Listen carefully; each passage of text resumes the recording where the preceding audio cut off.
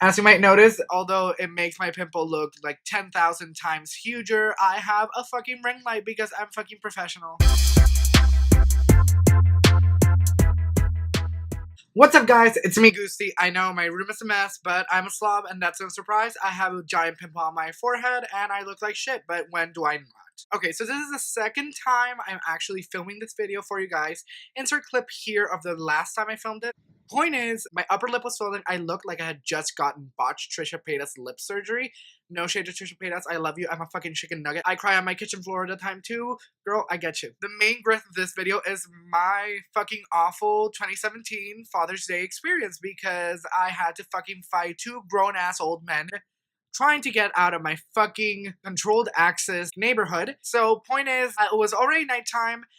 And I was talking with my mom, and we were like, okay, maybe we should go like get some ice cream or something. We were kind of in the mood. We weren't sure what we were gonna get. Ben and Jerry's, Baskin Robbins. It's irrelevant. Like the type of ice cream we were gonna get really didn't matter in this story. Point is that it was like 8 o'clock, and we were like, you know what? Let's go get some fucking ice cream. I kind of want some. We were all in my house. We fucking want some. So we get in the car, me and my mom, and we're about to leave. Very important factor of this story. It was drizzling. Like, it wasn't raining, it wasn't pouring, it was drizzling out. And I live in a controlled access, like, neighborhood. Basically, you have a beeper if you pay maintenance. If you don't pay maintenance, then you don't get access to a beeper because you have no right to a beeper until you pay maintenance. And if you don't, you have to get out of your car and dial in the little number pad, the little number to open the gate so that you can enter the neighborhood. It's simple. Like, really, not much to say about that. It's basically how all controlled access, like, neighborhoods work. That's how my neighborhood works. So, next up, we are trying to leave, and suddenly we see that there's this old man, and like in the gate, like he's not getting out, he's not moving. We're thinking maybe he'll get out to dial the number pad or something, and we're like, fuck it, it's drizzling, let's not make him get out. So we press the little beeper. And what would any other normal neighbor do? Like every other neighbor in my neighborhood. I'm not saying like everyone should do this. Like everyone in my neighborhood, it's common courtesy. If somebody opens the gate for you, you give them the right of way. They're like avoiding you having to go through the trouble because they have a beeper, they pay maintenance. Like I already said that, like you get me, I don't have to repeat myself. But yeah, so basically we open the gate for him, waiting for him to move, and this little slide gate, and our cars are like this.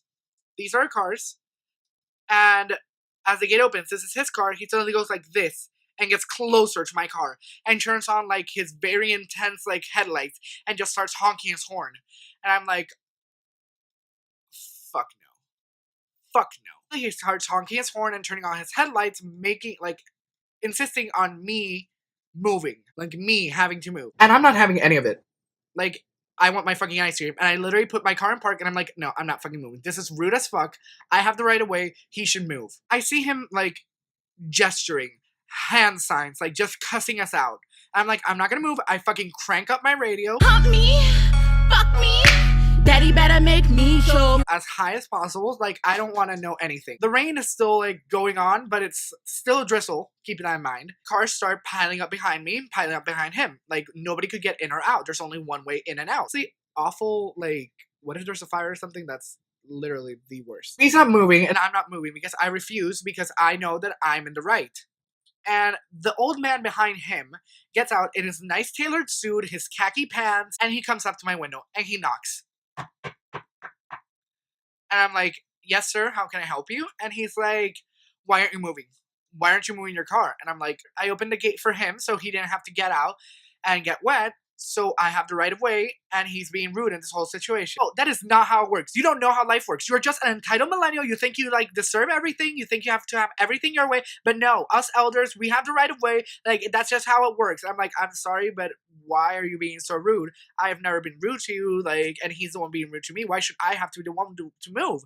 And it's like, I don't give a shit about what you're saying. Like, you do not have any right here. Like, you're just entitled. You think you deserve everything. Blah, blah, blah, blah, blah. Like, I get it. I'm a fucking millennial. I stick a fidget spinner up my ass while I choke on avocado toast. I get it. I know, I hate fidget spinners. Do love avocado toast. Do know that I'm not going to be able to buy a property because of so much avocado toast I buy. So I'm like, okay, sir, like, I'm sorry, but I'm not going to have this discussion. I feel like that I'm not in the wrong. And I roll up my window and he just starts screaming. He's like, I'm gonna call the police on you. They're gonna get you arrested. They're gonna make you move. Like, I'm gonna fuck up your night. And I'm like, you do that, sir. You do that. Then I see him like go up to the other car and he's like he rolls down his window. He starts cussing us out. They start pointing at us. They start pointing fingers. He gets out his phone. He starts calling the police. He's pacing. And everyone's honking horns. The dogs are going crazy. Like, this is just a shit show. A little shit show. And I'm like, Lord, please guide me, give me strength. Please let me be the bigger person in this situation, please. And I'm like, I don't know what I should do. My mom is still next to me in this whole situation. I'm like, should I move? And she's like, no, do not fucking move. Like, you have the right of way. You're right in this situation. Why should we move? And I'm like, okay, we're still sitting here, like, just waiting it out. Next up, I suddenly see this old lady get out from the car. She was a wife of the guy in the tailored suit, the khaki pants. Like, she was his wife. I assume, actually. I have no idea of knowing. So she gets out, she strolls out to my window and she knocks very gently and she's like, look, tell me what's going on, like, what happened? I tell her all my situation. I'm like, look, it was drizzling, he didn't want to get wet, so I'm like, okay, I opened the way for you, like, I'll have the right of way. And he like gets closer to me, turns on the headlights, starts honking his horn at me, like, I don't know, do you understand my frustration here? And she's like, oh, and then what? Like, my husband came, I don't know if she never said his husband, like, point is that I'm like, yeah, and then he came up here to fucking yell at me and start saying I'm entitled and I have no rights and that I'm being disrespectful. And she's like, actually, I kind of agree with you. You have the right in this situation. Like, you're in the right. He's calling the police and this old man is not going to fucking back down. So, honestly, I think even though you have the right of way and you're correct, like, you have to be the bigger person in this situation so your night's not fucked up and that you don't have to be here dealing with police until who knows what hour. She was so nice and she was like, I'm so sorry that you have to go through this. I'm so sorry that they're being so rude to you. And I'm like, you know what? I'm just happy that you had the decency to show me kindness, to show me like compassion and actually try to understand my side, like to level with me. Like, even though you are older than me and I always will be respectful to my elders, still there's no reason to be rude to me just because I'm young. That doesn't make me less under any circumstances. Like, it's just not correct. And she's like, yeah, I totally get it. I'm so sorry for your time. And I'm like, I will move just for you. You can tell your husband that I'm gonna move just because of you and not because of how rude he was to me. So at this point, it's been 45 minutes. Keep this in mind. I'm telling this extremely quickly, but this is 45 minutes of waiting and me just like listening on my radio like, Hump me, fuck me, daddy better make me. I'm tired. I want my ice cream. I still haven't gotten my fucking ice cream. I decided to start backing away, and the old man in front of me just like bolts. He like bolts and starts going in front of me, like almost hits me, and I'm like, if you fucking hit my car, I will fucking go all Tana Mojo up in your ass. You're ugly, you're fat, you're a piece of fuck you. You don't even know my life. You're a cunt, you're a cunt, you're a cunt, you're a cunt. Fight me, bitch. Hit me, bitch. You won't say shit, bitch. Let's go, bitch. You're a cunt, you're a cunt. Hit me, hit me. Honestly, if he actually did hit my car, I was gonna call the police, and nobody was gonna get in or out because I was not gonna stand for that. Like, fucking not my car. So he starts speeding through. He starts looking at us badly, and my mom, who's 5'3", 5'4", thinks she can take on the fucking world, like, just rolls down her window and flips him off. And I'm like, Jesus fucking Christ. And he just like stops. Like, you can hear the screeching of his tires. So basically, he rolls down his window, starts calling her a bitch, starts insulting me, and starts like insulting us, like saying that, oh, whatever. I don't know. I wasn't really listening. I was too tired for that. The other old man is like getting out of his car again, like ready to fight. I'm like, I'm not having this. I'm really not having this. This is completely unnecessary. So I just bolt out and I get my fucking ice cream. I stopped by CBS, I think. It's already late, so every place is fucking closed. So we have to like buy some pints.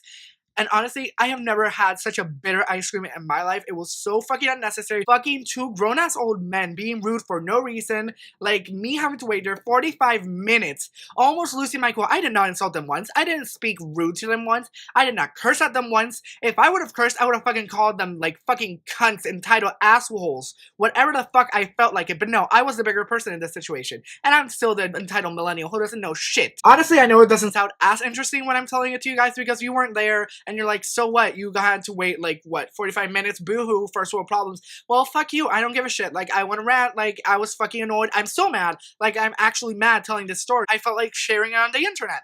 And you know what? Makes us closer. If you're watching this and you've ever experienced something like this, well, good. We can, like, relate on something. All my social medias will be down below. Snapchat, Instagram, Twitter, wherever the fuck, just hit those, hit that subscribe, hit that like button, and I'll see you guys next time. Bye, guys. And my glasses are still dirty.